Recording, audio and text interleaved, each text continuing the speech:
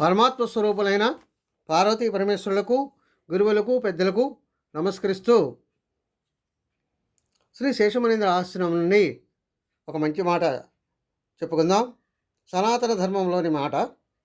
ధనము మనకు ఎంత ఉన్నా అది మనకు ఉపయోగపడినప్పుడు, సుఖాలు ఎన్ని ఉన్నా మనశ్శాంతి లేనప్పుడు, చుట్టూ ఎంతమంది మనుషులున్నా వారిలో మానవత్వం లేనివారైనప్పుడు అతనికి వాటి వల్ల ఏమీ ఉపయోగము ఉండదని శాస్త్రం చెప్తుంది. అందువలన ధనము సంపాదించినప్పుడు ఎలా ఉపయోగపెట్టుకోవాలో తెలుసుకోవాలి. శాంతి లేనప్పుడు శాంతి ఎలా వస్తుందో గురువుల ద్వారా తెలుసుకోవాలి.